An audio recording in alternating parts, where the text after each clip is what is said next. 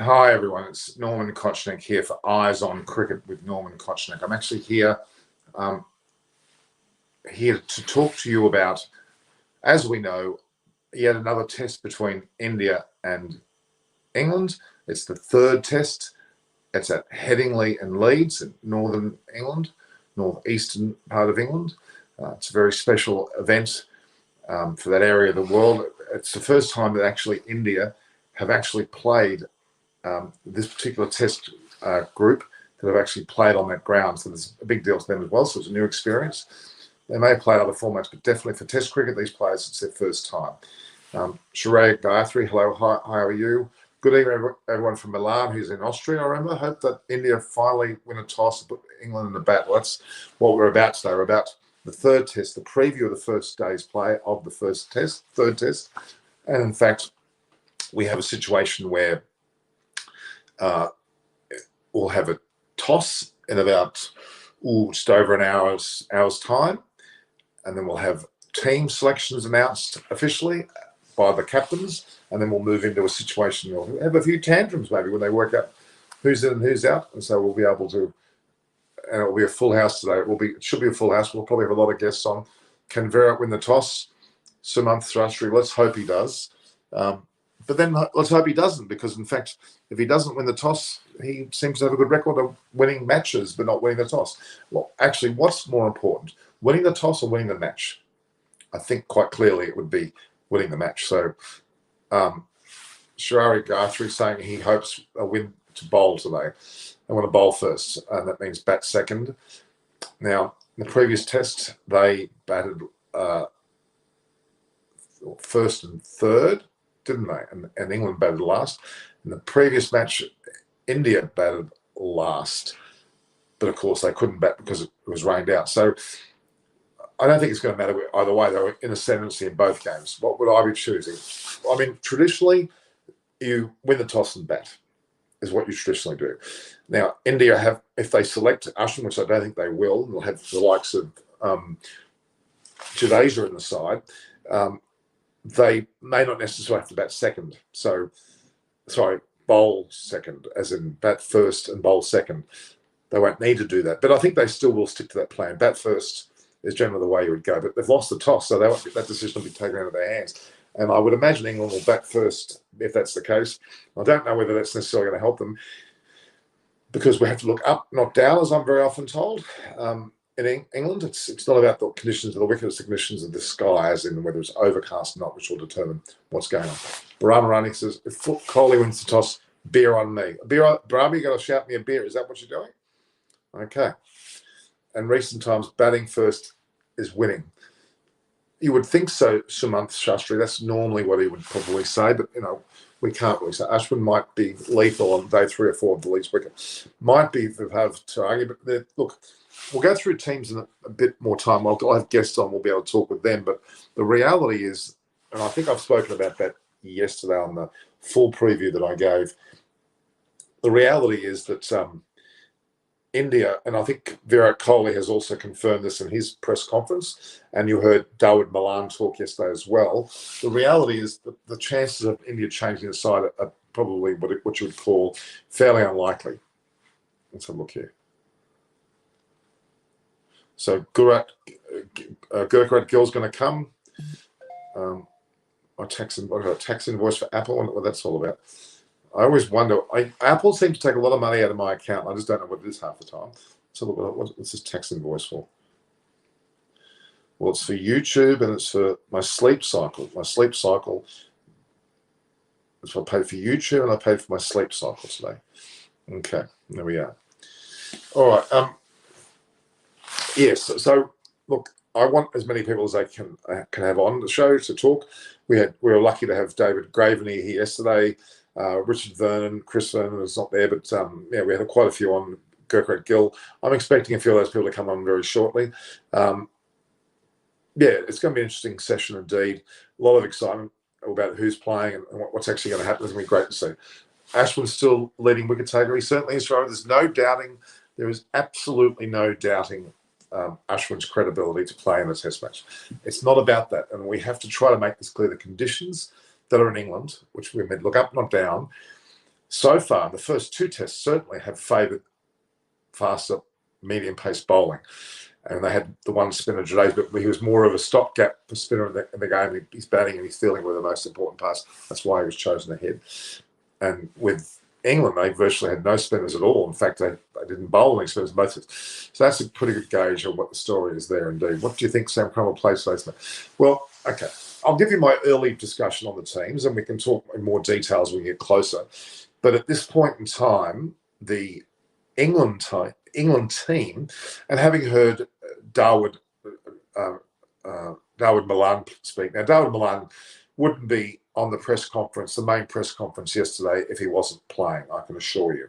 So it looks as though he's going to be number 3. So Rory Burns will certainly be the opener. Hamid will certainly be his partner, batting partner. And then you'll have Darwin Milan as number 3, Joe Root as 4, then Johnny Bairstow as 5, then 6 will be quite likely to be Butler, and then Moeen Ali will be 7. It could be the other way around, but that's 6, 7. That'll be the 7. That's the top 7. Then you've got 4 bowlers to choose from. Now, with Mark Wood out, which we'll talk more about later, James Anderson and Ollie Robinson would be the 2 probably opening bowlers. Sam Curran would also be still there. And the 4th would be, then they would have to choose, well, they won't be choosing. They'll keep pretty much to that side that they had, and they will have, and I've just forgotten the person's name. Who was the bowler? Oh my God, I've had a mental blank. I did write this down. So the Anderson, Ollie Robinson, Curran, and the 4th bowler will be, I've had a mental block. Who was it? Oh, of course, Saqib Mahmood. Saqib Mahmood will be the 11th player in the side.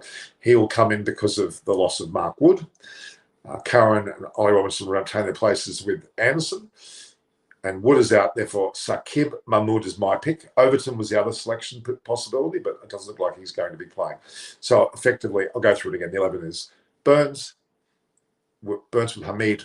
Then you'll have Milan, Root, Bairstow, a combination of Butler and Ali, and then the 4 bowlers, Anderson, Robinson, not in batting order, but Anderson, Robinson, Curran, and Saqib Mahmood. That's my tip. That's the 11 for England.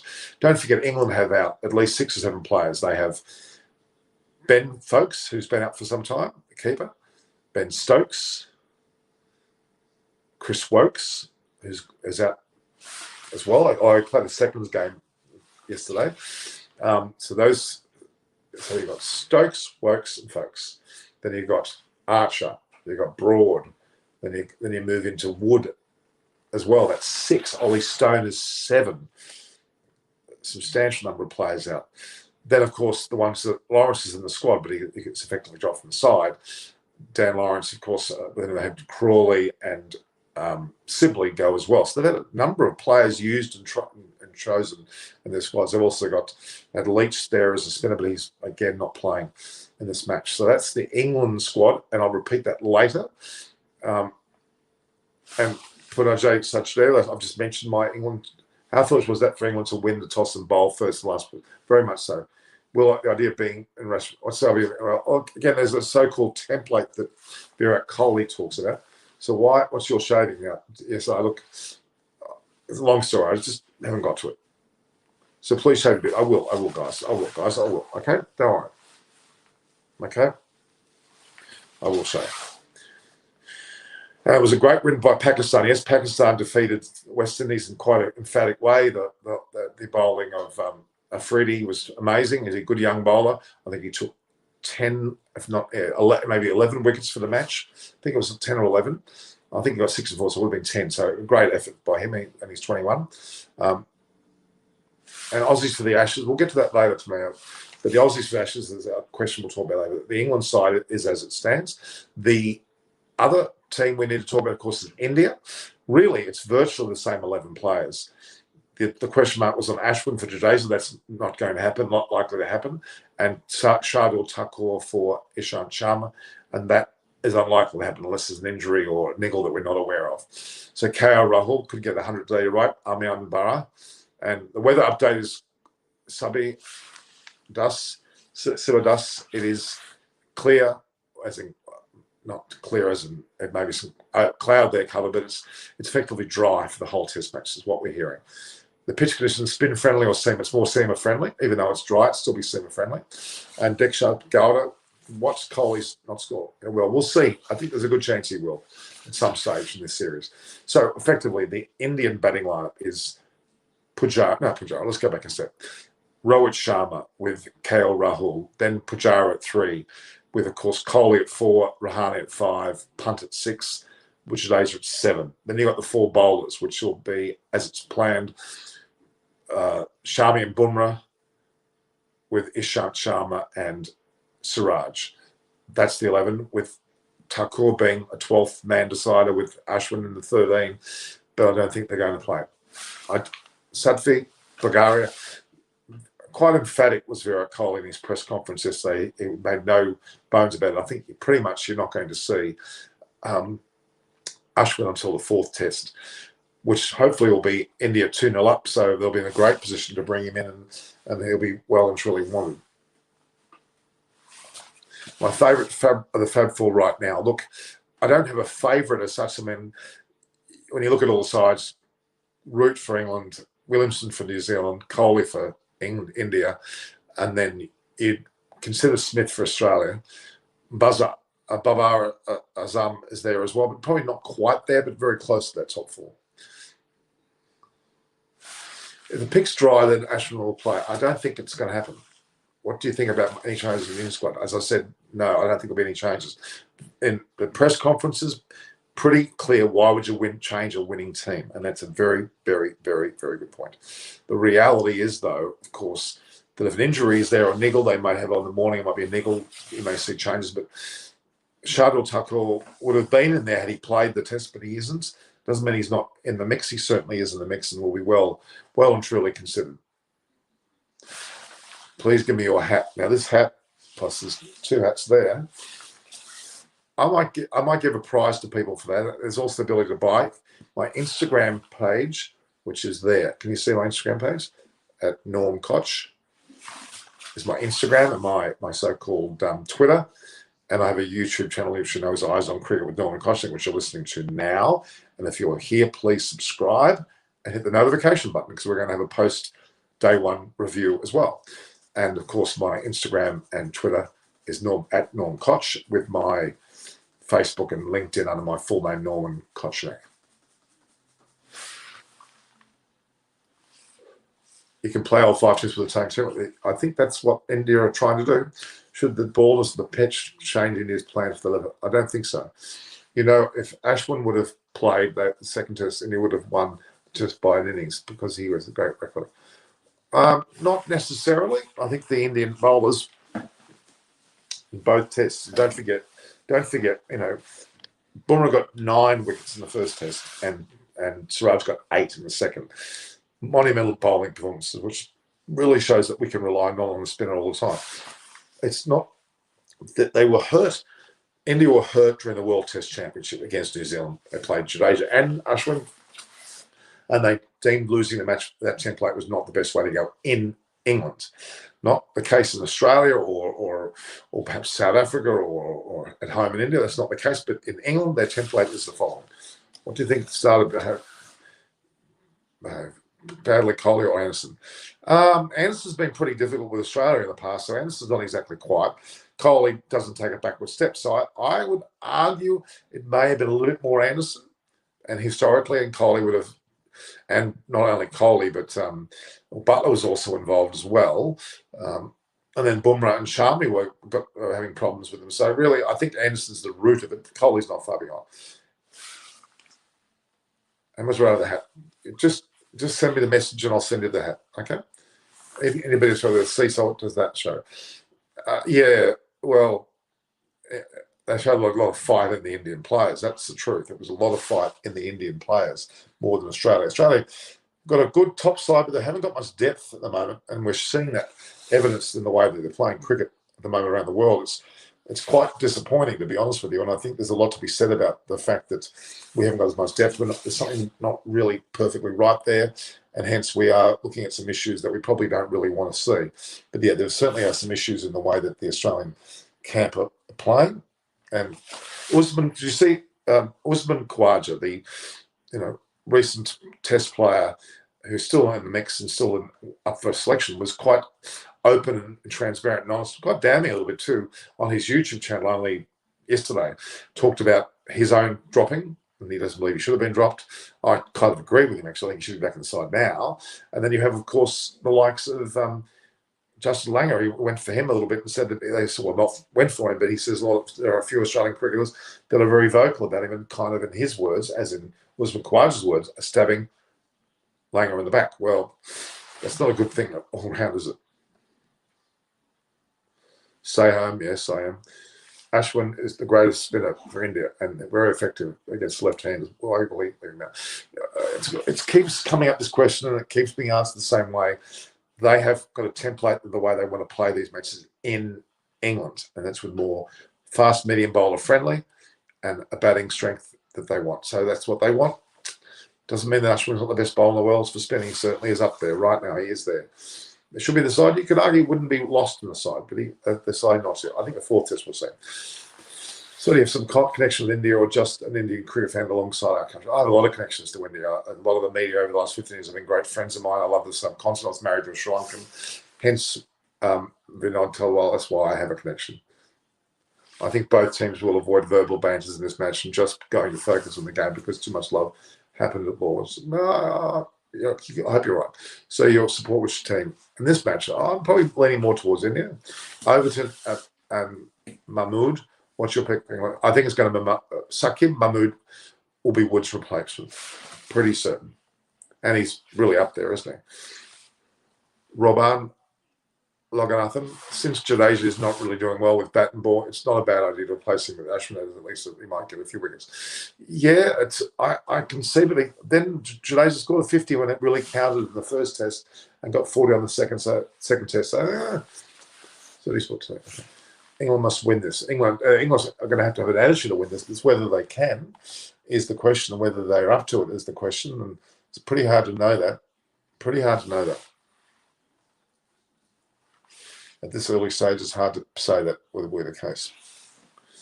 Ashwin should replace Jadeja. I don't know. I understand why you're all saying it. I am faded. Do you feel that today morning day fast bowlers don't have the aggression which makes them more lethal in 2000, except? I think they're pretty lethal now. Don't worry, they're pretty good. They're doing very well now, in my opinion. Yeah, I suppose, of course they do. But India really are they are literally the top test team in the world. New Zealand beat them in the World Test Championship. They won that fair and square, but India overall still a pound for pound the best team in the world at the moment. And you would argue in all formats too. And they should have a great chance for the T20 World Cup, without a doubt. Okay. Just looking at the situation here. So, I have a feeling that England are not done and dusted, as many people are predicting. A little fight left in them.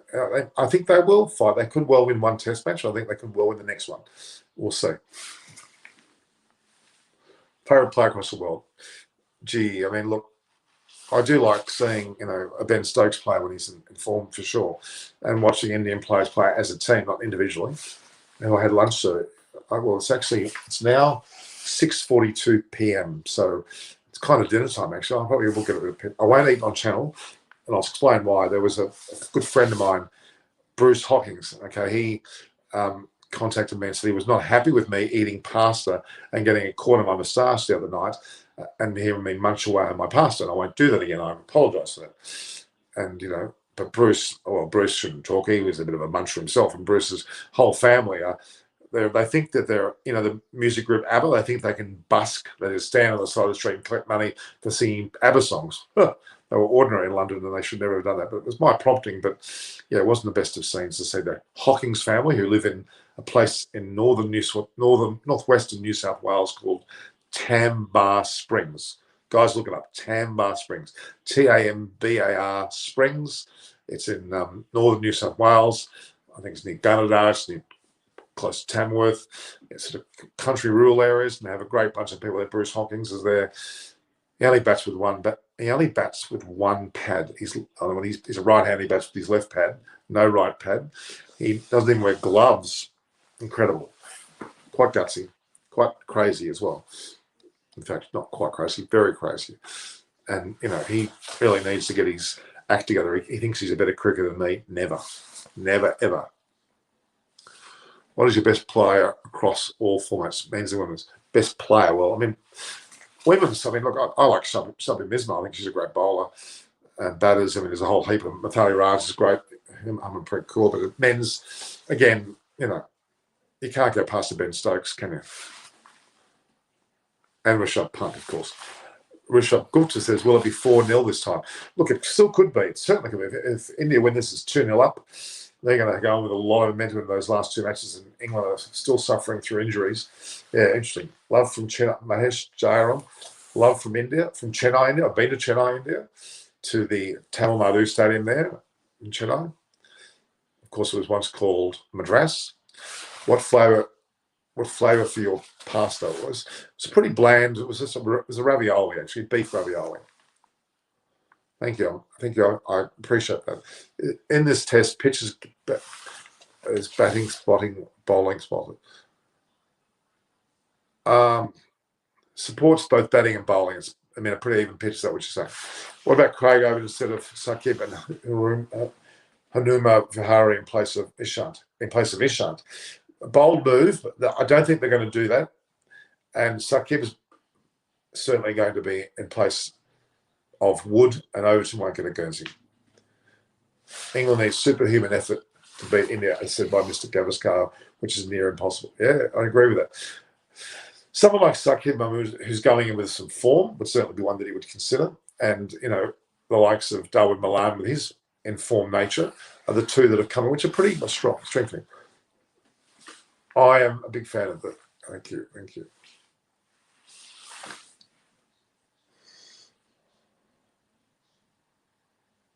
Let's have a look here. Just trying to get a bit of a gauge on time. We're coming up to, got someone as a guest.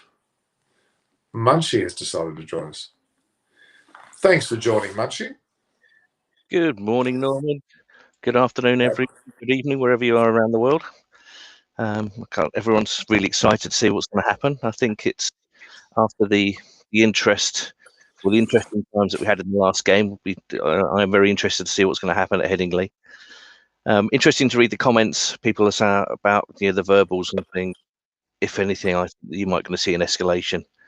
Now, if it was verbals attacks, associated with batsmen, fair enough. But you'll often hear the comments about bowlers and batsmen, and bowlers generally, especially quicker bowlers, do have a few brain cells missing compared to the batsmen. Is the nice way that they say. Are you admitting about yourself there? Is that what you're saying? Definitely. Yeah, Richard will tell you. Yeah, red rag to a bull at times. I think the England players will be hurt about the fact that India beat them in the game, and also mentally. It was in terms of, I know the press conferences people have spoken about the emotion side taking over. But you are now going up to Headingley, which is Joe Root's home ground. So Joe Root and Bairstow will have a lot of following. For those people not familiar with Headingley, it has one of the more rowdier sections, which is known as the Western Terrace. So especially late afternoon, expect lots of singing coming from there. And if India are in the field at the time, I would recommend that Pujara is fielding on the boundary in front of the Western Terraces, because if Bumrah or Siraj is out there, then it's going to be feral atmosphere for them. Now, these are professional cricketers and they'll expect it, but I'm just hoping everything goes off okay. But I expect the emotions to be ratcheted up another notch. England will want to come back, and they want to come back hard. The toss is going to be crucial. I think you mentioned about the weather forecast. I've had a look earlier. It's going to be dry. It's not going to be hot conditions. It's going to be 2021 with just generally light clouds and single-digit percentage of rain. So it's a win the toss and bat. So, but then Kohli's been losing the toss and winning the games. So perhaps losing the toss for India may be a better thing for them as well. So when you talk about it being dry, do you mean potentially overcast and no Yes. rain? Yeah, light Okay. cloud, high, low cloud. Saturday might get a little brighter from looking at the longer range forecast, but yeah, these are a bit like Manchester. The ground's on the Pennines, which is like a spine of hills midway through the north of England. So there could be a potential, but there's nothing really in the long-term forecast. So we'll see what happens. But fingers crossed we'll get away and we'll have 5 days of cricket. Well, I'm hoping we have 5 days of cricket. I mean, if we can get a game like the England-Australia a couple of years ago, that would be amazing. All right. And that's when Ben Stokes, of course, came to the fore, didn't he? He did, yeah. But yeah, people talk about Ben Stokes, and that was brilliant. But a lot of credit's got to be given to Jack Leach as well. As for number 11, he hung around in trying conditions, and I can imagine the Aussies were giving it to him with the ball, giving it to him with the bat. And actually, there was a joke or a meme afterwards, and it was a T-shirt selling Jack Leach's wagon wheel, which is basically just a little line going off to leg where they ran the one. but that's it. And this is it's. You look at Ben Stokes's score, and it was a brilliant 130 odd. But without that partnership with Jack Leach, that would never have happened. True. And this is the nature of the Headingley wicket. People will say, "Oh, it's seamer friendly." It is, but it's a flat deck and gets flatter. So if you're going to bat, you need to bat long. And so you need to get 400, 500, 600 up on the board, put the scoreboard pressure on for players, and then take it from there. Because you could then roll your spinner. If the wicket is as dry as people make out, potentially Ashwin could come in as well. But I do see India just sticking to the same method of Jadeja as the all-rounder because he's slightly stronger batter than Ashwin with the seamers. And his fielding, of course, as well. We mustn't discount his fielding. Oh, it's phenomenal. I love his fielding. I love what he does in the field, his spirit. I love when he scores runs because the scimitar celebration, I think it's a scimitar he's wielding when he's circling the. I think that's just something iconic, a bit like I've forgotten his name, the West Indian left armour with his army march. Not Lara. No, left armour fast bowler. If someone can come up with him. Yeah, I know you're talking about his stance. Military line goes like that. Yeah, because he did serve, and it's things like this. People say it's disrespectful. No, it's not. Shannon Gabriel. No, it's not his name. No, but it's Cottrell or something like that. Sorry, my apologies for not remembering mind blur at the moment. But it's just things like that. It's a very iconic celebration. Cottrell. Yep. Thanks, Satvik. But that's. Yeah, so you like to see him to do that rather than it's nice people put the bat up, but when you've got it's almost like a comedian having a catchphrase. So I enjoy that. No, I think Jadeja in the field, his lightning arm, his speed, fantastic. And his overall presence, his attitude is what they need too. They need a person like that around. I think he's very motivated. It's always smiling. And actually, perhaps some of the players, some of the comments, the more Indian-centric guys can tell me, I've never known him get into any sort of trouble, air quotes, in terms of you've never seen him involved in verbals. He's just always seemed to play with a smile on his face. I do have a lot of respect for him. Yeah. Oh, no, he's a great player. But I think it comes out very clearly in the if you watch the press conferences from yesterday, both the one that Virat Kohli come out with from the BCCI and also the likes of Darwin Milan, they gave you, and even Joe Root's one the day before, they give pretty clear messages as to what the team makeups are. They're not hiding anything. Virat made it very clear that it's very unlikely any changes will be made. He made no mention of Ashwin coming in. Nor did he make any mention of Shardul Thakur. So the 11, he said, why change a winning side? That tells you everything. And deservedly so. And the conditions aren't changing dramatically to change the team. But England, again, with Darwin Milan being in the media conference, making it pretty clear that he will be batting at 3. So Sibley and Crawley were released, so Milan's nailed on for 3. I know Pope's in the squad, but I think he's an excellent player, don't get me wrong, but I think he's still too immature at test level to be batting in that position. I think Milan, he's proved himself, you don't get to be the number 1 T20 player, but he's not like an out-and-out slapper in the T20. He's not creaming the ball like a David Warner. No. Milan tends to build and then play, so perhaps he may be a good fit at number 3. We will have to wait and see. I agree that Mahmood will come in for Wood, But I think there's also a comment to be made about Sam Curran and Craig Overton. Now, Curran does give you that left-arm seam bowler option, but a lot of people have said this is that, is he as effective as he was in 2018? He's not getting the ball to zip around as much as he did. So I'm almost tempted to swap out Curran and bring in Overton as well. Overton has that pace, plus he's a slightly better bat option. But because Curran is that left-hander and left-handers can be perceived as being awkward, they may keep me in the squad. So he's really the only one, flip of a coin for me, whereas I agree Mahmood will come in for Wood and Milan coming in number 3. Yeah. And the reality is, when you talk about players to watch in a team, when you talk about England, you still talk about Bairstow, Butler and Moeen Ali, of course, Root. Mm-hmm. But the Bairstow, Butler, Ali threesome, they can do something. They can perform. Oh, definitely. Yeah, definitely. And you don't get the records that they've got by not doing it, and they've shown it that they are capable. But I think you've got to admire the Indian bowling attack. They have been very on it, even without the histrionics. How Bumrah has not come with various injuries to his body, given the fact he's only bowling off although his run up is actually 100 paces, given by the number of little paces he makes at the beginning.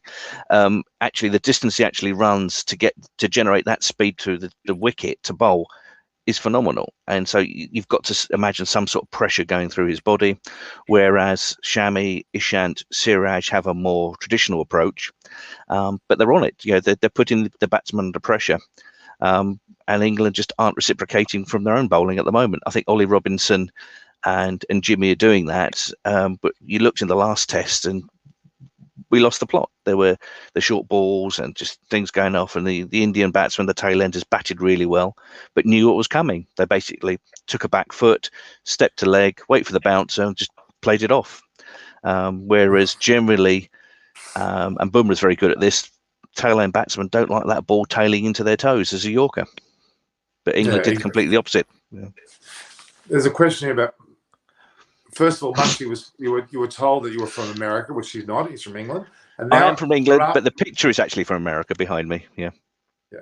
Baram Irani's saying that you're from Cambodia. Look at his facial features. Where do you get that from, Baram? Yeah, well, I think what Baram's saying is, as my cheeks get chubbier, it's making my eyes closed. But I've got some brightness outside as well, which is making me squint as well. So my apologies for that. But yeah. But Cambodians are lovely people. I don't think people remember back. Oh God knows, this is going back to the 70s and 80s. You had a term of Cambodian, the boat people trying to escape the Khmer Rouge and Pol Pot, and we actually had a lot of Cambodians come to the area where we were. So they were lovely people. So thank you, Baron, for making me associated with them. So that pleases me. Yeah, but you've gone from being English to American to Cambodian on the one show. That's a bit of a. I'd like to think of myself as being global. Yeah, Richard would say, "Look at my body shape, and I'm global." But yeah, it's just round. Well, look, I can't talk. So what am I talking? I can't work out. What are you talking? So, look, Jadeja completed an over in 42 seconds. Brahma said, "Beat that." I don't think he could. 42 seconds. He must have been block, and he must have just taken a couple of steps in and bowl. That's incredible. Well, can you imagine Jadeja at one end and Joe Root at the other? Oh God! If that was a T20, you'd get through 8 overs in 8 minutes. Well, it'll be ready for the Olympics then, won't it? We'd have a nice quick match. Don't get me going on that. Yeah. I hope they have enough decent. Well, I wouldn't even mind if they started the Olympics. Well, not the qualification, but the process for cricket well before the Olympics starts, and have the final 4 matches or something during the time of the Olympics. That would be not a bad idea. I wouldn't mind. Well, I think that's what they do for a lot of the sports. The team sports, certainly, they have qualification tournaments to get into the Olympics. But unless there is a stipulation, for example, you've got to be under 23, you can't have represented your national side and things like that. I just think it's a farce. A bit like baseball, basketball and tennis and golf. Top level professionals should not be playing at the Olympics. I'm sorry. Yeah, that's just my feeling. Yeah. It was generally seen as an amateur event, wasn't it? Yeah. In the history. But we'll have to agree to disagree on that, Norman, I'm afraid. Yeah. That's all right. I mean, the reality is I just want to see as much cricket as possible. Indeed. Yeah. And the good thing would be that comes out of an Olympics or a Commonwealth Games is that more nations take cricket seriously. That's the upshot of it. If you want to win a medal, well, then you may have to then instigate cricket in your country. That's the positive, I'd have to say. If they're like China's not featuring at all, but they may begin to try, I guess. Potentially. But if you look at traditionally the cricketing nations, they are really the Commonwealth. So some countries may see that as part of the establishment. But if you only look at Cricket Info, the amount of countries now playing games. For example, there's been a recent touring games between Finland and Sweden. Been playing some games, and so that's great. And it was interesting. I was looking through some of the teams, and actually Portugal were playing cricket. Now, obviously, you look at the team names, and a lot of them are expats, certainly Asian expats, and it's great. But obviously, it's where you then see Portuguese names coming in, you can then see the influence of people from those local countries. And I guess over time, you'll get more and more players. But of course, all the time people are traveling for work. They're going to be starting to their own teams, their own leagues. And that's what certainly I came across while working in Philadelphia. And it's great. Yeah. It's almost like a little piece of home when you're working overseas. But isn't it a good thing, though, Munchie? You look at a country like America, which is obviously becoming more and more cricket centric because there are so many expats there. But what it allows countries like India to do is players that are on the fringe who won't make the Indian top 3 or 4 sides can now move to America, as one of the recent fellows did. And it actually allows them a full career. They could blossom into playing for America as a country, not unlike Australia. So it's Samit Patel or Samat Patel, something like that. I know Liam Plunkett, the ex-England fast bowler, is married to an American lady, and he was looking to play or represent the American team. But certainly, it's always amused me why the Americans haven't got into cricket, because you think the game, and especially T20, is set up for them. You can have an ad break after every 6 balls, which they love putting their commercials in. And they've got statistics. We've got statistics all over the place. They like throwing in for baseball, their runs batted in, ERA, etc. I mean, cricket, we've got them coming out of everywhere. So why haven't the Americans adopted it? Once again, potentially because it's an English game. So, but you look at the dominance of the major sports, NBA, NFL, etc. Major League Soccer has been around for a while, and it's still taking a long time to come through. Yeah. But we have to remember the second biggest fan base in the world for cricket behind India is America. It's bigger than England. It's bigger than Australia, South Africa, New Zealand, you name it. The reality, and Pakistan for that matter, or Bangladesh, the reality is that they have got the numbers there. They have got a large weight of numbers, and they're growing. And they are starting to get test venues, such as the Fort Lauderdale ground is certainly a test venue up to skill. Definitely. The West Indies is not very far away, so they've got influences coming through. And I do think it'll happen. I think they have played some CPL games in Florida. And obviously the US has got the Major League Cricket going on at the moment. And I have made contact with someone in the States there to try and see if we can get them on board to have a Cricket USA special, so to speak. Because certainly I love my period of time in Philadelphia. You go up to New Jersey. I was there for 2 years. And you've got a wonderful tournament there, which is the Philadelphia Cricket Club you see behind me. But also you've got cricket in New Jersey, you've got cricket in Washington. There is lots of cricket going on there. Obviously different levels and different types of grounds. Most of it was on artificial tracks, but you're still playing cricket and you're having that great camaraderie of playing the game. Now, there's the fellow that has been mentioned there, Unmukt Chand, has also moved to the USA. Now, he was a real gun player and was earmarked to be a potential future Indian player. He's made the decision to go there, which is a pretty big sign. Excuse me. Milan Vitaethel, he's actually based in Austria. He's been on before. And he has a feeling the punt will score a big 100 on the pitch as the pitch flattens out by the time he comes in the bat. Interesting. It would be nice to see. I would personally like to see a Kohli or a punt go well. That would be nice to see because they're always entertaining and they're well loved for sure. Yeah. Actually, Sky Sports have just started, and there's a picture of David Lloyd and Dinesh Karthik, and David Lloyd is just ticking into one of the largest English breakfasts I've ever seen. He's now making me feel very hungry. Because well, what time is it? It's actually what 10 o'clock. where you are. Yeah, so you'll have breakfast. I'll have breakfast. Yeah. You probably got about what, half an hour, 35 minutes until the toss. I'm gonna have to go in a couple of minutes. Sorry, Norman. That's right. Emails have suddenly been firing off. Yeah. 27 minutes before the toss. It'll happen at past. Yeah, I just want to get a live picture from the ground and just give you some idea of what the conditions are. And I'll be interested to see the deck, because people have been saying it's the grass has been taken off, which I would be very surprised about. Yeah. What do you? Because here in Australia, Foxtel is the broadcaster, and they normally come in about half an hour. Yeah. Right. Okay. We're looking at very high cloud. Yeah. It does look. It looks very dry out there. Yeah. So have you got Atherton talking? Yep. Athers is with Warney and Ian Ward. So yeah. No, it's good, very entertaining. Yeah. Was Shane Warne there for the previous test? Shane Warne's been here for the 100.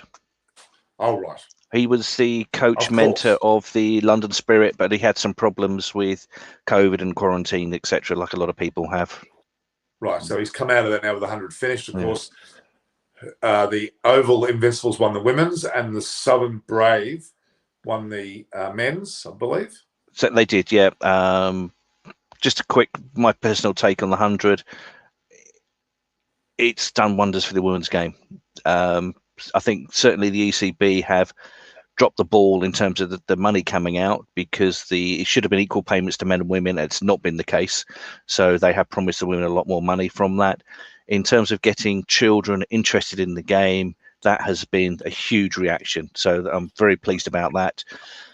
For the men's game, in terms of the 100 and the impact on the county game, slightly indifferent to it, but certainly the positivity towards children coming in to watch the games, the number of people at the games, and the visibility of the women's game, I think certainly from that side, the 100 has been an overwhelming success. So that's for us. I'd like to see. Anoj, I don't think there's going to be any rain in this certainly in this game. The final game in Manchester, September, always a chance of rain.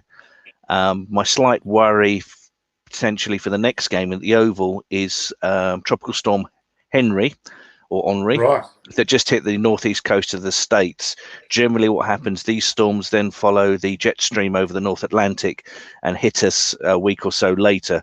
So there could be potential for some rain affecting the next test. But we'll have to wait and see for the long run. Although that is the Oval in London, so you're saying it could be not a Northern England thing, but more a Central London. It could, yeah. If it comes over, then we could have rain affected for certainly the last two tests. Yeah. Interesting. Looking now, Jasper Bumrah's been interviewed by Dinesh Kartik as we speak. The ground is very open, isn't it? There's not a lot of sizable stands that encroach the ground, is there? You've got the open stand. The Western Terraces has been the classic. You've got the new stand, which borders. It's the joining stand between the cricket ground and the rugby pitch. And if people haven't had a chance to look at it, Liam Livingston launched a ball over that. It was just an amazing hit. I think that was in the Pakistan series, where just a fast bowler hit a batsman, hitting it just on the sweet spot, and the ball actually sailed over the stand into the rugby pitch. Unfortunately, the measuring system couldn't measure it. It was just too hard, too far. Yeah. Just quickly, they're showing Anderson now. Anderson's a provoker, isn't he? He provokes. He does. He's a cheeky bugger. He likes to have. He's a cheeky, but it's a bit of chirp, and I think we've said this before with the Australians. They'll chirp, and there is a limit to the chirp. You hear the stories of some of the funny chirps. For example, when Daryl Cullinan came in to face Shane Warne after a long time, Shane Warne says to Cullinan, "I've been waiting to face you a long time," and Cullinan says, "Oh, I can see you use that time eating." Or Ed O'Brandis. But then Daryl Cullinan said, then Warne got him back by saying, "Oh yeah, what was the colour of the lounge for your therapist?" And I think it was another one, Ed O'Brandis, where someone said to him, "Why are you so fat?" And he said, "Well, every time I make love to your wife, she gives me a biscuit." And I don't mind that sort of banter. That's great. Yeah. And certainly, yeah, you're crap, you're shit, you shouldn't be playing. That's fair enough. obviously racist comments and out insults, I don't like those. But when you're looking at physical intimidation, I think that's when that line then starts. You're going over that line. You go back to the 30s and the body line, or just constant short pitch bowling. Now people are talking about you shouldn't do short pitch bowling to tail end batsmen. Well, they've all got protection now, but I think what a lot of people are unhappy about was the fact that somehow, or Burma then suddenly escalated against Anders and found an extra 5 miles an hour. Well, you're going to get an extra 5 miles an hour if you keep overstepping 4 times in an over. So I think there are going to be some issues associated with that. So we'll see what happens. I think the stump mic should be then pushed up a little bit further so everyone can hear exactly what's going on out there, because all you hear are the stories that are being told by the various PR people. And so it's like, well, yeah, he said this and he said that. Well, unless you've got the mics up, no one knows exactly the true story. That's true. But in the case of Boomer and Sharmi, Anderson certainly revved him up with Butler, and that certainly helped their batting, surprisingly enough, at that particular moment in the game. Yeah. All right, the last parting words. What do you see happening today? I see that the side winning, that whoever wins the toss will bat, and if they don't bat all day and are more than 5 down at the end of the day, they will be disappointed. So if the side batting first is not 250 for 4, that's a pass score for me, looking at the weather conditions and what it's like at Headingley. But I think will we must swing or seam? You'll get a bit of movement looking at the cloud. Obviously not in the interview at the moment because that was taken a few days ago in this bright sunshine. But if there's some cloud, you will get some movement. So it's going to be interesting early on because there may be a bit of moisture in the deck, but that will soon dry out. The wicket will flatten out.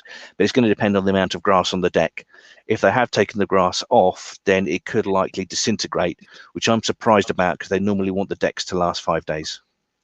And both teams being medium to fast bowler friendly, not spin friendly, they'll want it to be a more lasting pitch for sure. Oh, definitely, yeah. Well, as I said before, the revenue for the games to the grounds, so that's why the teams or the curators at the Test match grounds want the games to go on for 5 days, because you want a situation like Lords where you get almost a full house. Now, obviously, you're not paying top dollar for the final day, £20 for adults, £10 for children, but for certainly days 1, 2, and 3, you're looking at £100 minimum ticket, that sort of thing. And so if you can have a game that goes on for 5 days, you're going to maximize your revenue. So they don't want the game to disintegrate 2 days and that's it. If the game's over in 2 days, it's purely down to bad cricket rather than the pitch that's disintegrating. So the crowd will be full capacity? Should be. Well, be full to capacity given any sort of restrictions, because I noticed in some of the games you do see the odd spaces around. Yeah. Well, no one's wearing masks, of course. So but the death rate, I think it was a couple of days ago, reached the highest it's been since March.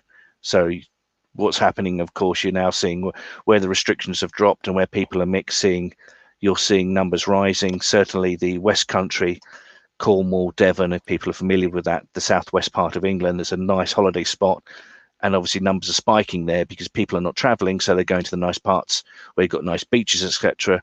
People are mixing, numbers going up. All right, so in effect, that mask rule is still not there. We still have in Australia, of course. I'd still whenever we go out, we still wear masks. Yeah, we're locked down until September. At least probably October. I reckon it'll be the end of the year, which is going to jeopardise the cricket season, I'll tell you now. Indeed, yeah. It's going to be very interesting how that develops. All right, Munchie. Okay, that's great. If there's a post show, if you want to come on there, let me know. I will do, yeah.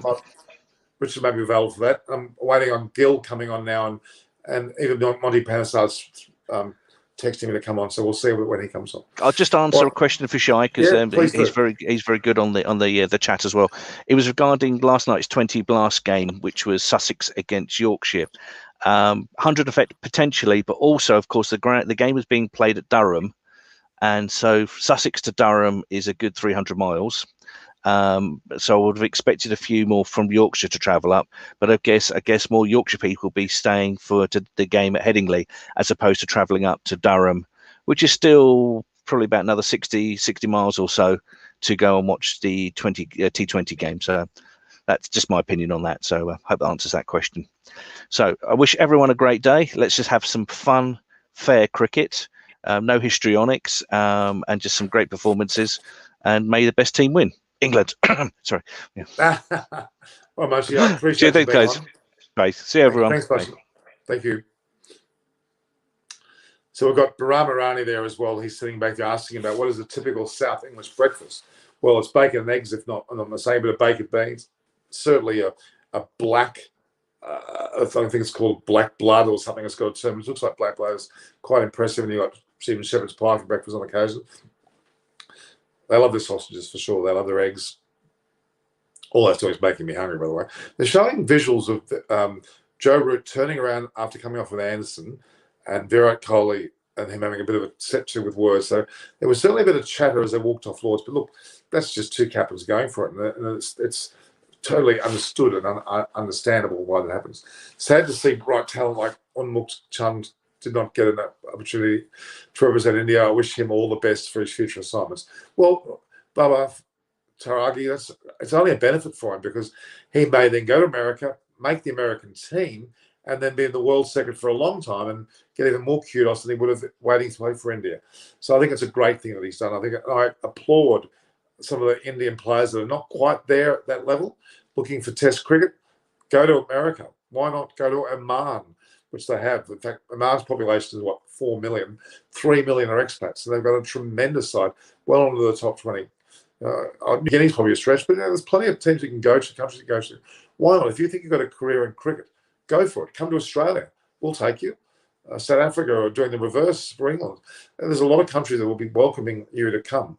If your cricket's your future, you think you're good, that's great. Arnold Ingle, even if we survive rain, bad luck will kill us. Well, I don't know whether it's going to be the case in this particular match, Andrew. I don't think so. I think it will be more of a situation of I don't think it'll be at all weather related. So that's my thoughts at this stage. We're coming up to what time we've got now. Let's look. We've got still 15 minutes before the toss. We're getting closer.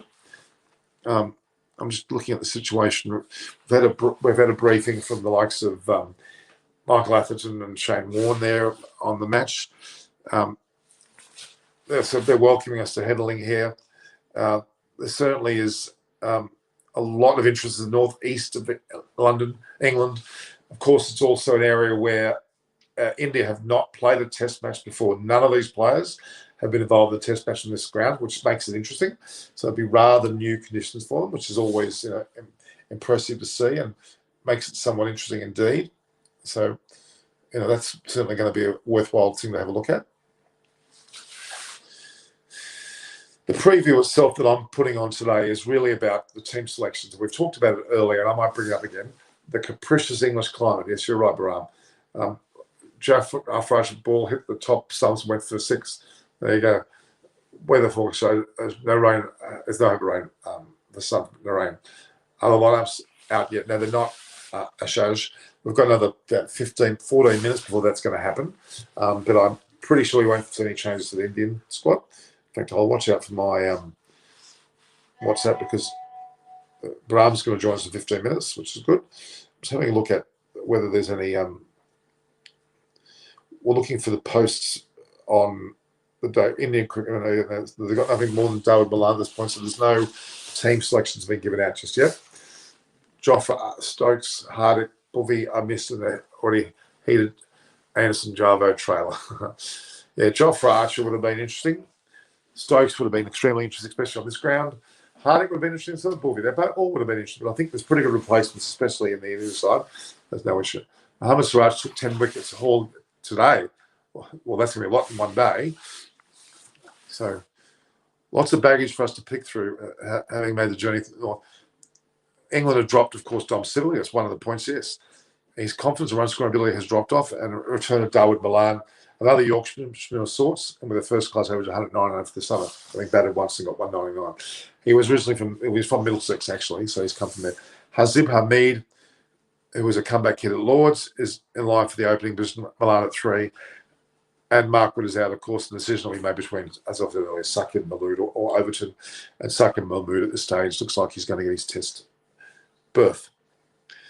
But I'm interested. I wanted to find out more about Darwin Milan for a moment, and just have a look at his record, because to me, he is rated the best T20 player in the world, which is a big statement, huge statement. But he's not a big hitter either. So let's have a look. It's Darwin Milan. Let's have a look what sort of his story is showing up here. Okay, stories. It's not showing anything about Darwin Milan as such. We'll look at stats. Okay, so Darwin Milan at this point is someone you'd have to consider. Baram has come a little bit early, has he? He's going through a think tank. Baram will be on shortly, I'd say. So, hello, Baram. Hey, Norman. Can you hear me?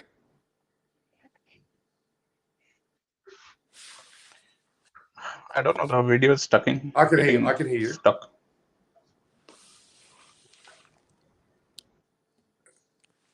Can you hear me now? Can you hear me? Yeah, I can hear you, but your video is stuck. Okay. I don't know the problems at my end or your end.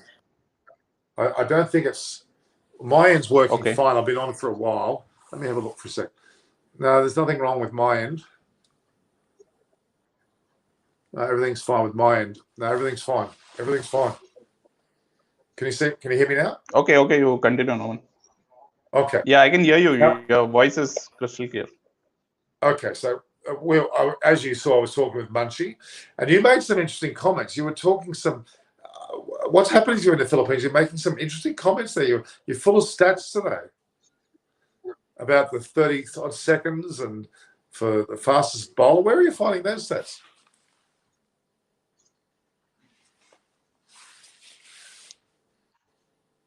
Bro. Norman, I'll try joining again. Yeah, try to go out and come back in. Maybe something like that. All right.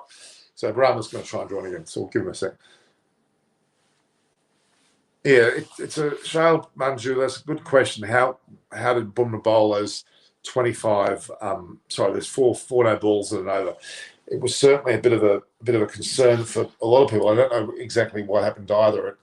It certainly did show a lack of application, or was it deliberate? You would have to think it was deliberate. You couldn't bowl such an ordinary over at that level of experience without something, being a bit unrealistic. So I think there was certainly a plan, and then I think it was given to him to actually do that in that match. I'm pretty sure. I think you'll find that. I'm sorry, Darwin Milan. Here we go. 1956. No, there's a Darwin Milan that played for South Africa actually too. It's interesting. No, Darwin Milan here we go. 1987. There we go. So he's 87. He's 34. So Darwin Milan. I was just talking about him earlier. He let's see how many tests he's played. He was born on September 3rd, 1987. So he's effectively 30, coming up to 34 years of age. He's not young. He has played 15 test matches for England. 15. He has scored 1 century and 6 50s. Batting average of 27.84, which is not great, let's be honest. But he has played 15 test matches. His ODI record's only 6, and his T20 internationals, he's only played in 30. But he's the best T20 player. I guess it's all leagues, because he hasn't played enough. He's only played in total some 51 matches in Test ODIs and T20s, which is not, you wouldn't say it was overwhelming by any means. He bowls leg break as well. Hasn't taken a Test wicket, taken a T20I wicket, certainly. But he scored only, 2 centuries in either Test or ODI, Test or T20 internationals. He scored no Tests and ODIs, no hundreds and ODIs.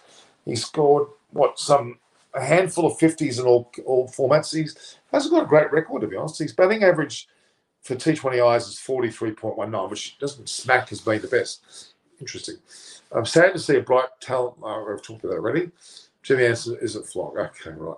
Robinson, that's not nice. Joe Root has an average less than 40 in leagues. Okay, that's interesting. It's his home ground, supposedly. Can England fit Ollie Pope in the lineup? I don't think there's going to be an inclusion of Ollie Pope at this point. All right, there we go. Hi, Norman. Oh, bye. How are you? Good. Well, so you made some I'm interesting fine. I'm comments. fine. You're How about making some Munchie? interesting Yeah. comments there. Munchie was good value. Yeah, we've Yeah, Munchie was coughing. So yeah, let's hope the best team wins. India. we mustn't forget there's an element of bias. Of course, they're English, but there's not a lot. There's not a lot. I was looking at Darwin Milan's record there, Baram. It's not all that flash in any of the formats. I look at his T20 international format. He's the best T20 player in the world, but his average doesn't show it. I'm a bit perplexed there. He must be playing well in all the codes, if that makes any sense.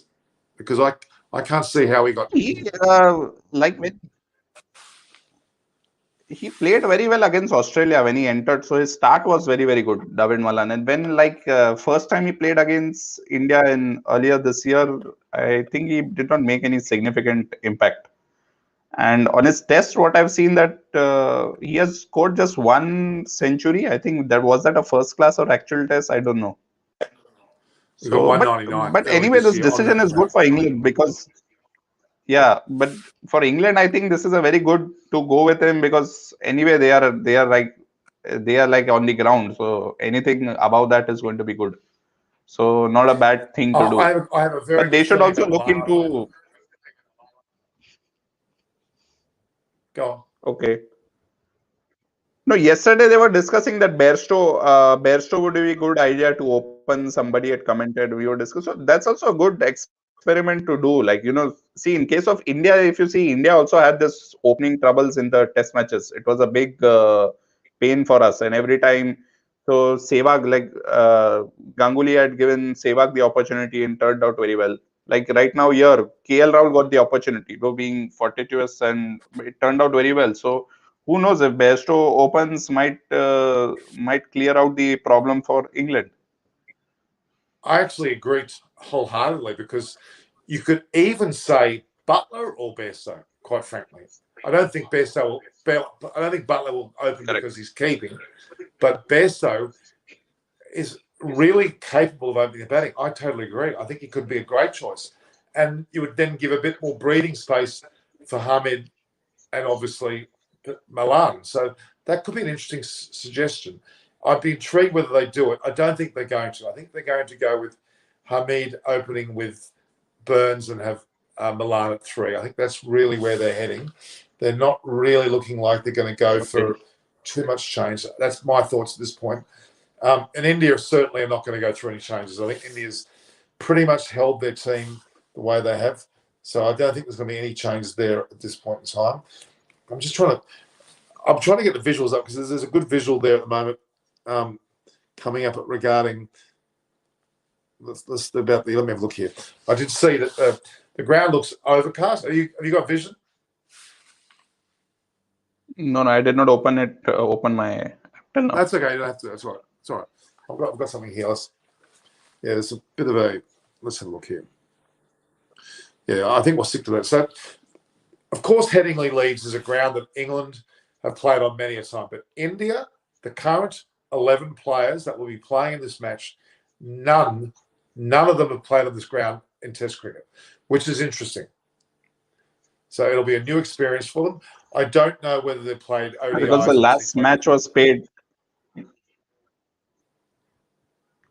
But given the international status of these players, do you think, Norman, that matters so much? Like, will that be such a big thing? Because nowadays people like looking at the ground, looking at the pitch, looking at the grass, and they are there since last 3-4 days. They would fairly have a good idea of how it will behave, and they are also practicing on it from the last 2 days.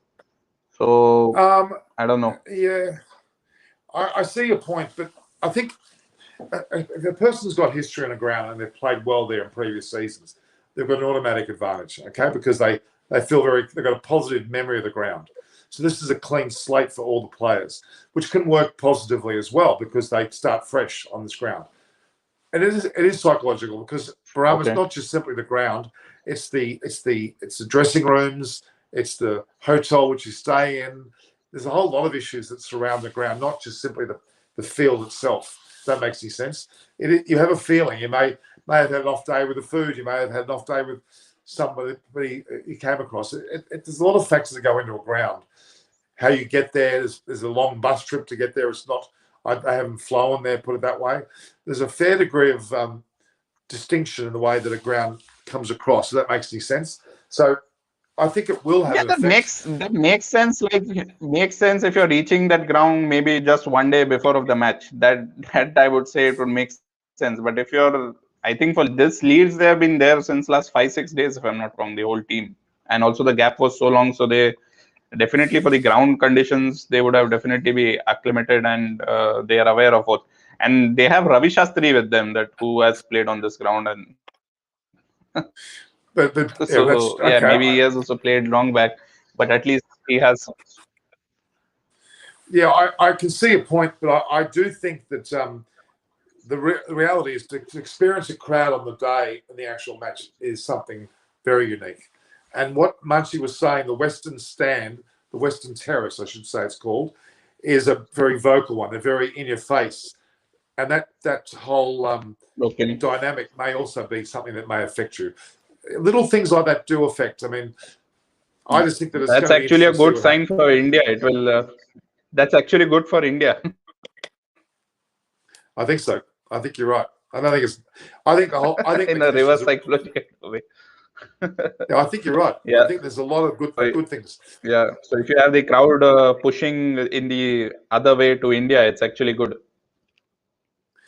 But there's a lot of good English memories on this ground. Ben Stokes on his last English visit there, even Mark Butcher's finest hour in the 17. There seems to be a lot of way back. Butcher was well before 17, but that whole period, we saw a lot of good moments for England, especially Ben Stokes. But Ben Stokes is not here. That's the interesting point. Yeah, that's the.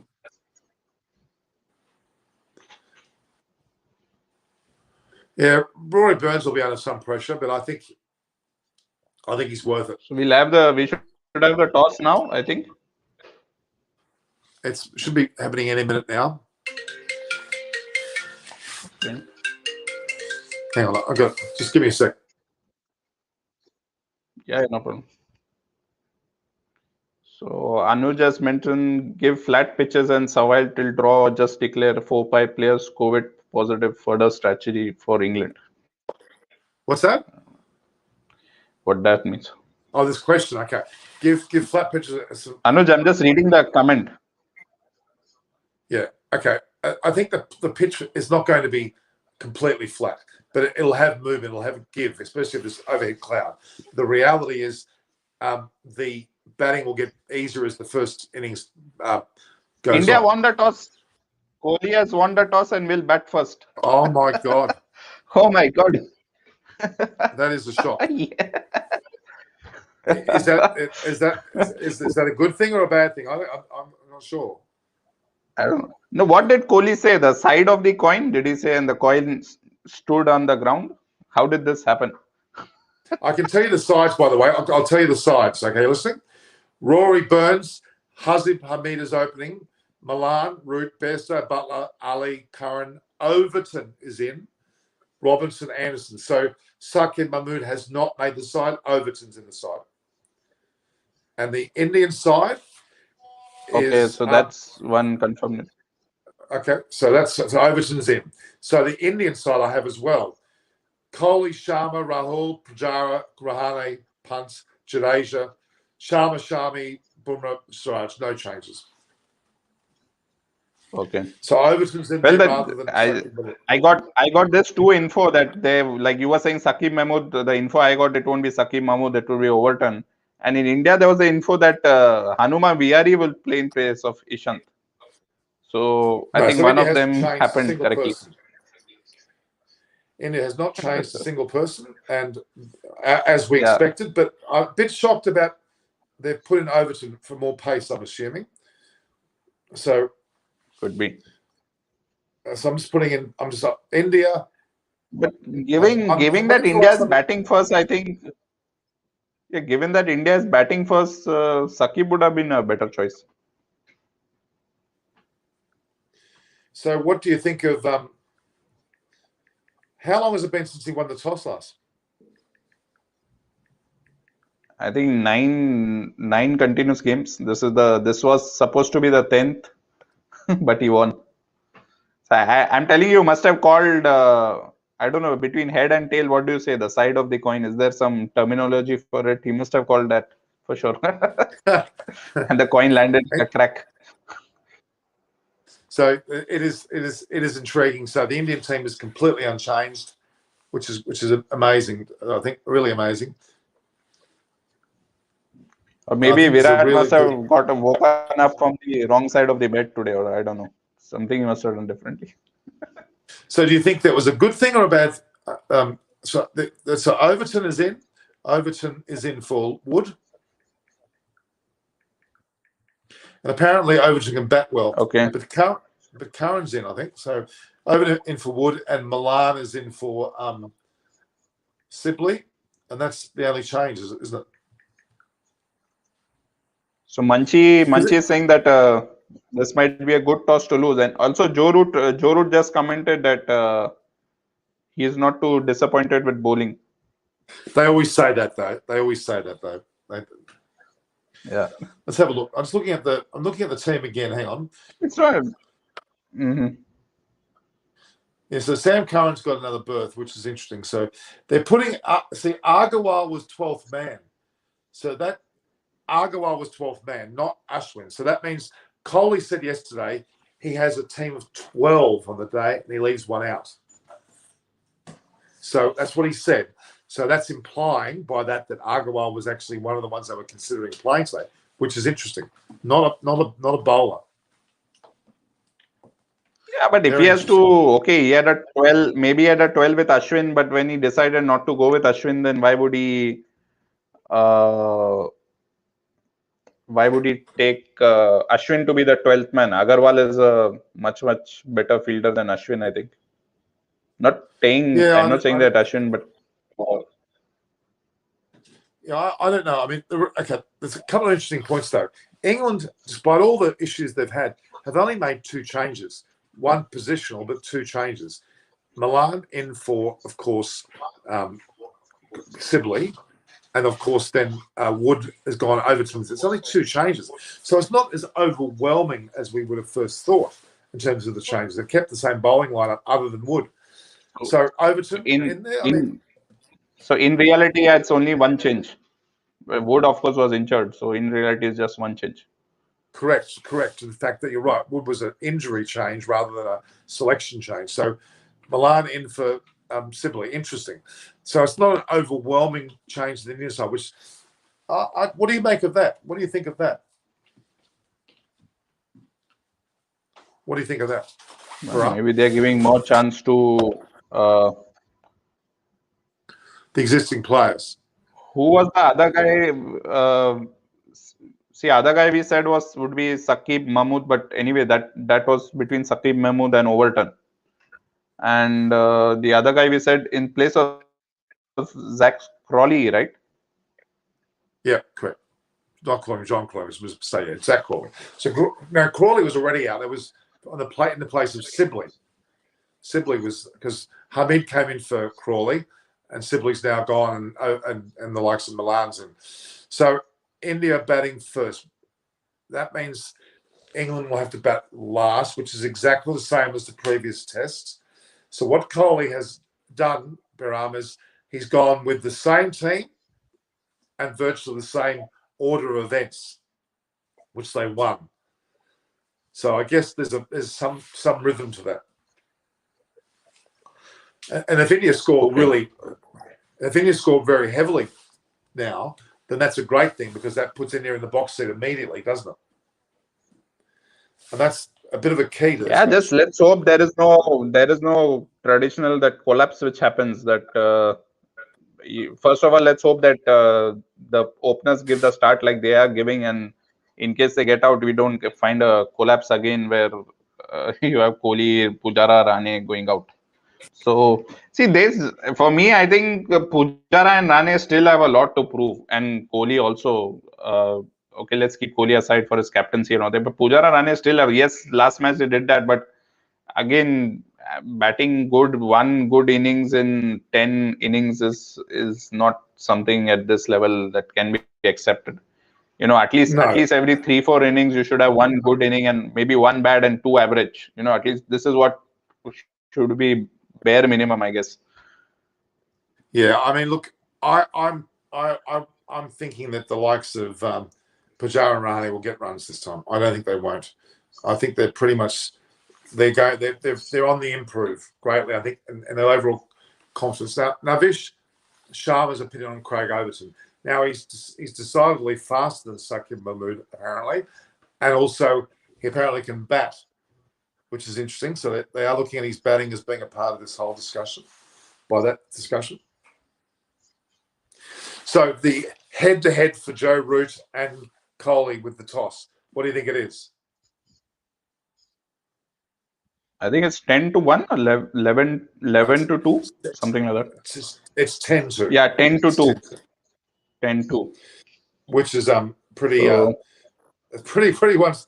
It's not the way it should be. It's supposed to be 50-50. We mustn't forget. Yeah. Very unstatistical. No, it's not what you would call your typical averages. That's for sure. There's lots of pictures of. They love showing the banter between Kohli and a whole list of people. There's a lot of banter being shown in the photos. It's quite interesting. I love it. Was Virat Kohli cleaning his ears like when he heard that you won the toss? Means did they show pictures? He must be rubbing. Oh, did I hear properly? he may have picked up the floor, perhaps. That'll be the funny one. I mean, again, Rory Burns is a left-hander. So is Darwin Milan. Okay, and Hasib Hamid is obviously right-hander. Rich right-hander bear. So they got a fair whack. And Moeen Ali. And Mo Ali. So they got a fair. Would that have? I mean, I'm not suggesting I should have picked Ashwin. I'm not suggesting that. But is there anything behind that? Do you think? Is there any? Would there have been any advice? Is Ashwin a good bowler to left arm batting, or is that not the case? What's your thoughts? For me, I found Ashwin to be equally good around with both the batters. But yeah, that's it's true. just that he needs some minimum, at least some assistance from the wicket. Some. I'm not saying zero. If there is some assistance, he's good with both. He is very smart to pick up that crucial wickets.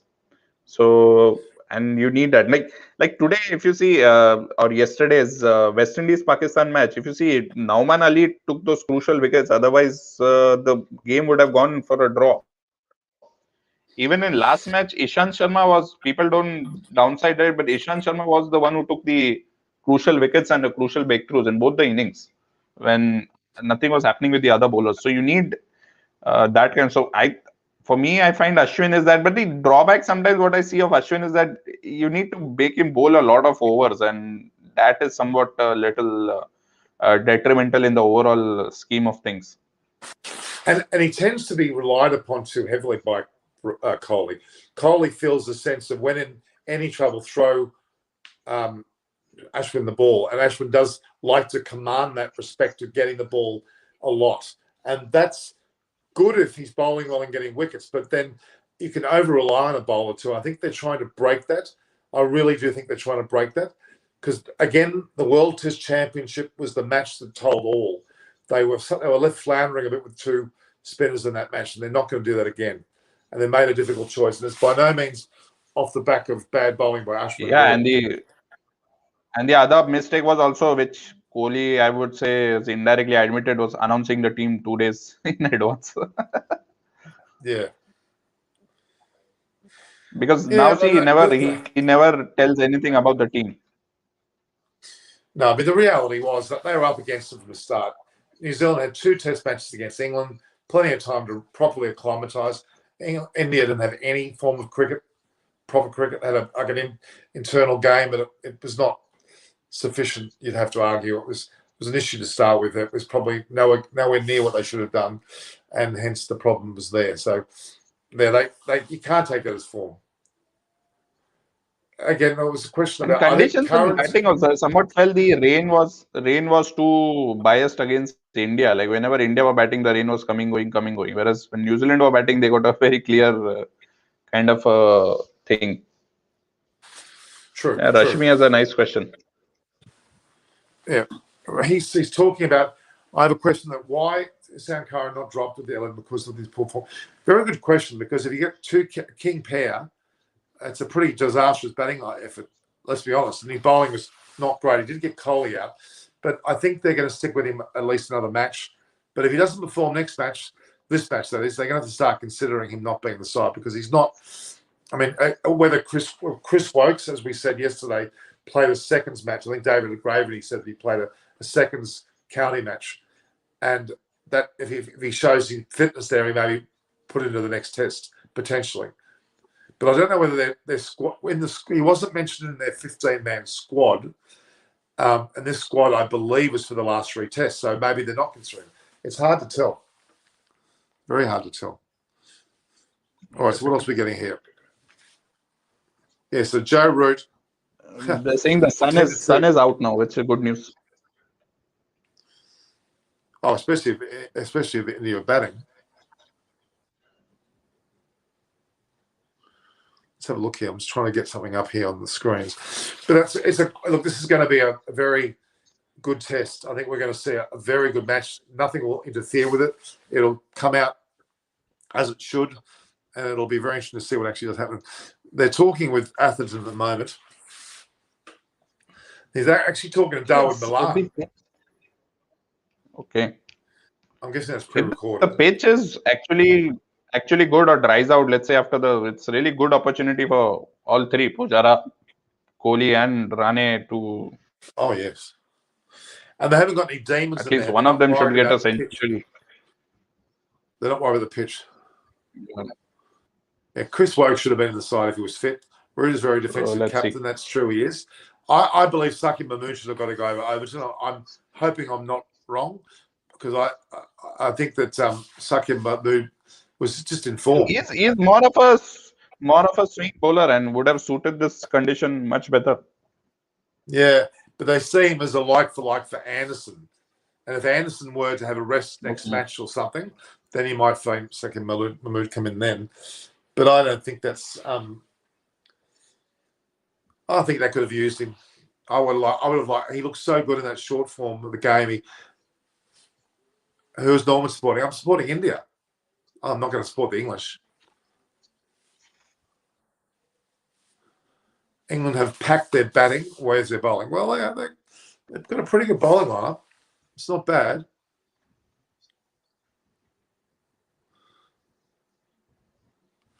Apart from Anderson, who's going to take wickets? Well, Ollie Robinson's certainly capable. Overton's coming in. He want to prove himself. Sam Curran's not exactly what I would call any certainty at this point to come in and do that at all. Yeah, they're a bit weak. They've still got the bowling attack. Oh, they've got Ali, of course, as well. They have got 5 bowlers. Yeah, it's a hard one. Manchi is saying you need to support the mother country, but so that's what Germany for you. Yeah, I'm Australia. I was born in Australia. My mother country, because I've got my parents were German, and maybe they're Germanic, which includes England. Maybe there's a reason there. Maybe you've got some. Terence Aldrin, he's been on before. Expect India batting collapse today. Sam Curran could be in the wickets. India accidentally missed Thakur on his pitch. Okay, that's pretty heavy words. I mean, Shardul Thakur is an interesting one. He certainly can spark them both with the bat and ball. So he is someone who you would have to seriously consider. He was considered for the first match, wasn't he? He played the first match, didn't he? Only didn't play the second because of injury. So, yeah, I don't know. I think that England, India, sorry, got Ishant, see, people. I would say people had their doubts. With Ishan, but at the start of this bowling, Ishan was not so good, but then he came back very good in the first innings as well as in the second innings. From his bowling was very good. He has that beautiful in-swinging ball which he deceives. I've seen most of he takes those crucial wickets. He has a beautiful in-swinging ball where he gets even a set batsman surprise and gets him out.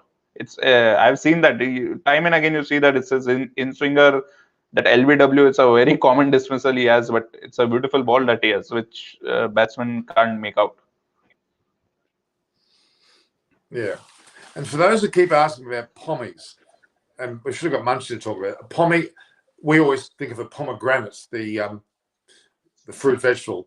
What is pomegranate? A fruit or a vegetable? I think it's a fruit. It's a fruit. Yeah. Okay. So pomegranate has that red, like murky tinge to it, like a person who's sunburnt. Which, if Munchie came to Australia too quickly with his white skin, he might be very, very red, very much like a pomegranate. It is a European colour. So what was the question? Means people asking what is a pommy? Yeah, not so much now, but over the period of time they've been asking that question. Because I had that show, Aussie and a Pom. They want to know what a Pom is.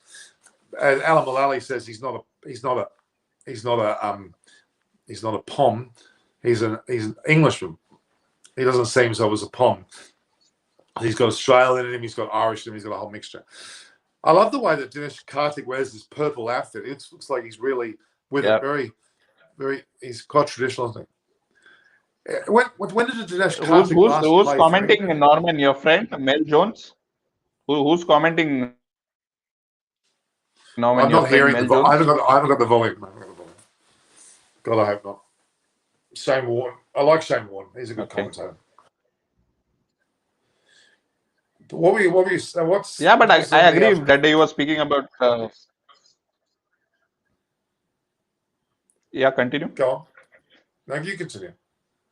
No, I was saying you were talking about Mel Jones commentary. Like I have heard a voice, and she has a very weird undertone. Like the sounds that undertone or that back sound. It's very difficult to say, but very weird to sound when especially hearing it continuously.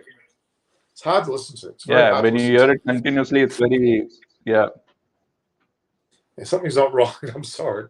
It's just personal opinion. If you like her, great. But I don't think she adds anything. And the English have got such great English women who speak beautifully, like Isagua. I'm guessing Isagua is not contracted by Sky or what? Maybe she's not because she's normally on there. Maybe she was contracted with 100. Maybe we'll see her in this test match. So we've seen Shane Warne. Maybe we'll see Isagua come across.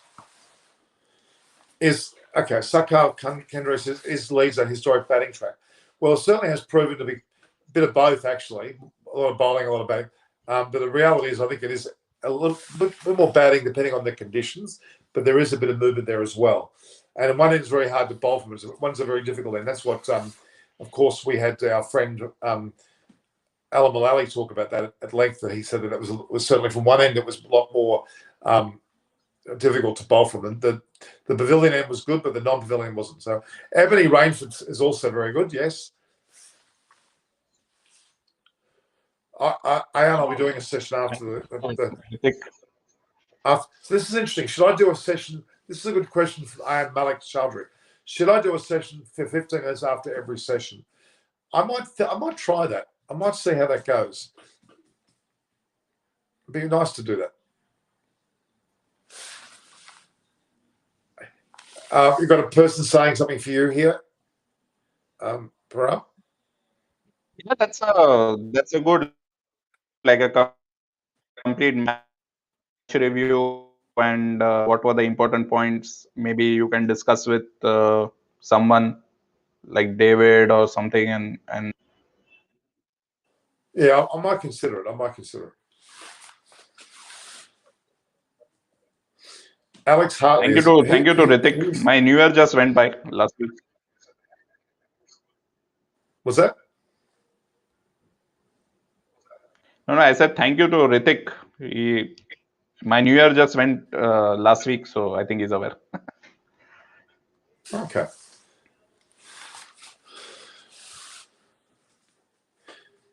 The final question for you both. First session, do India or England, according to the conditions? I think it'll be India's session. Unless Anderson gets on top, it'll be India's session. Me too. Like for sure, I know Rohit and Rahul would definitely see the first 5-6 overs and not do anything stupid. So, and where the sun is coming out, I think if England gets some movement or help from the pitch, would be the first maybe 6-8 overs. So if nothing happens in the first 6-8 overs, I think this would be India's session. And the reality is, they've talked about here, Rohit Sharma's played 43 innings in overseas innings, but they only managed to get 7.5 centuries. They averaged 29. That's rubbish for me to talk about because, to be honest with you, he's the leading run scorer for India the whole of 2021, the calendar year. He's opened and had been on several big 50 and 100-run partnerships and contributed massively. And even though he doesn't score centuries of late, he's contributing massively. An absolute certainty to open the batting for as long as he wants, in my opinion. That's what it is. Norman, I'll take a leave. All right, you do that. Thanks, Baram. Thanks. Come back after, or I'll tell you about more sessions. All right, thank you. Yeah, maybe post match I can be for a longer time. Okay, I'll let you know. Post match I can. With you. All right, thank you. Okay. Bye. So that's thanks to, we've had obviously the likes of Munshi and Baram on this show so far, and we're now looking at play starting in only a matter of some 4, 5, 6 minutes. And number 55 is a prediction for Shah Manju for the first. Predict the score, guys. Well, I think we both predicted no wicket for, I would say, 70. I think Brahmarani was around the 155 mark as well. Rohit Sharma ton loading, I guess he has plenty of jury. These two should bat and bat well. If you can be live after every session, if you have the time for your poor fan. I would love to, and I'm going to consider it. Okay, I really will consider it. I will. They're now bringing on the players. They're standing there with their black shirts and saying, I think we stand together against religious intolerance. That's a nice gesture. Certainly is. I will do that. I think 2 for 67, India, first session, Rohit and Pujara out. Okay. I'm hoping none for 70. 71 even. So looking at the Indian side, there's a beard that's even bigger than mine there. Hamid's got a pretty decent sized beard. Certainly.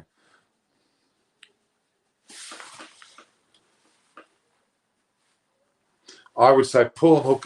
Rohit Sharma should pull and hook as much as he wants, because if he clicks, he's going to smash them. We're looking down the Indian team. We've got Rahane with Shami, obviously followed firstly by our man Kohli.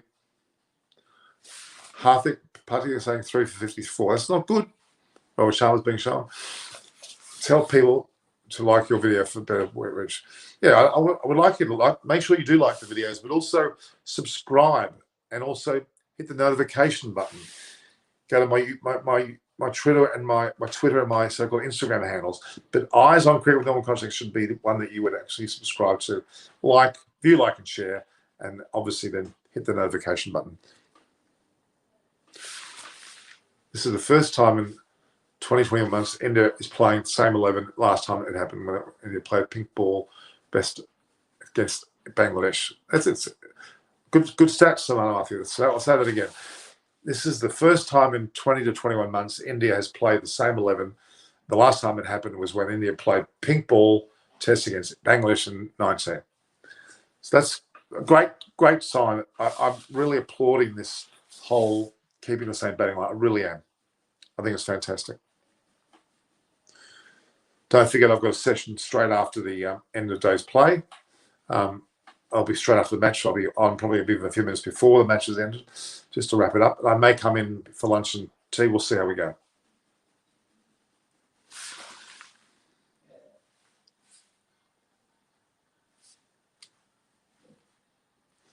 Normally should be official commentary for any Australian match because you're explaining things well.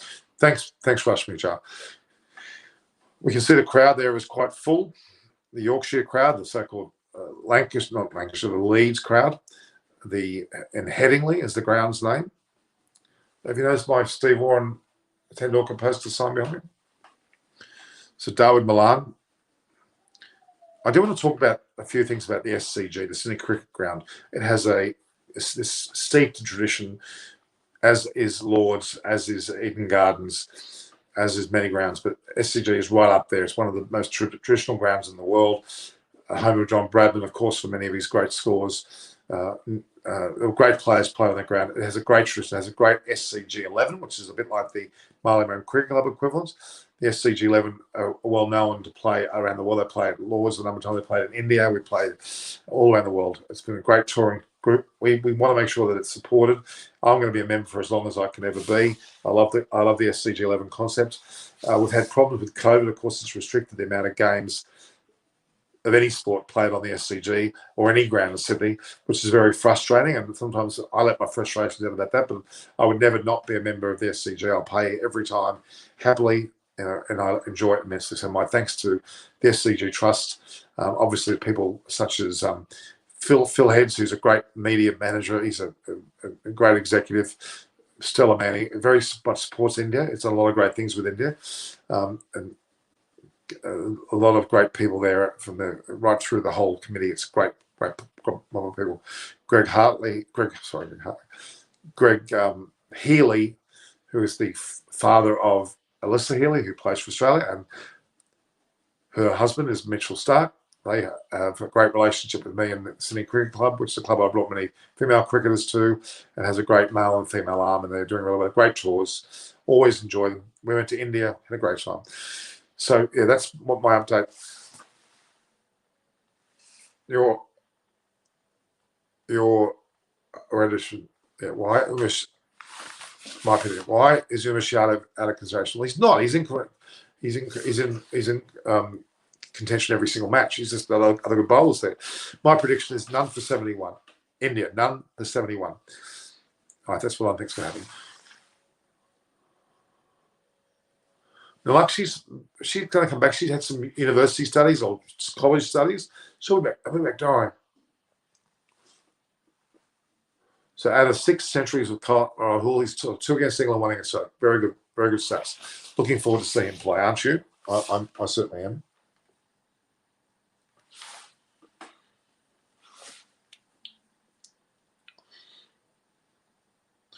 We're about to have the first ball bowled.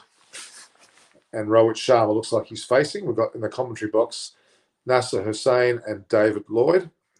So Rohit Sharma, very strong. He wants to face the first delivery with right car roll. So prediction is none for 71. So Rohit Sharma has played 42 tests with a total runs of 2,831, a batting average of 46.41. Brilliant.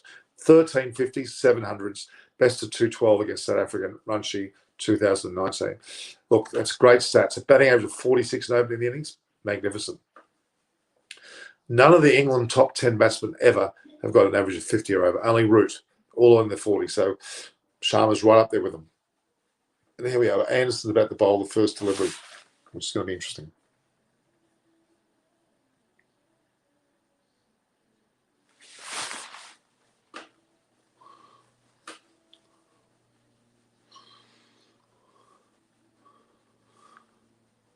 So a lot of pressure on Anderson actually today. A lot of pressure on Anderson. He hasn't got as normal a backup bowling. Robertson and of course Overton. First ball, Anderson coming into Sharma, and immediately Sharma's got off the mark. It looks like possibly just one run.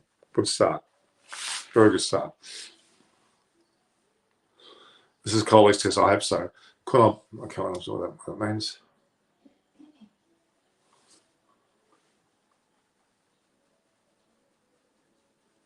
I can't be imitating Coley because it's white.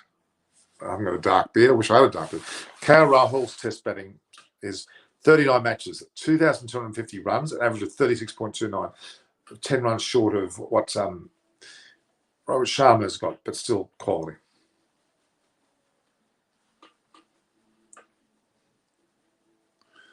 Let's just wait and see what happens here.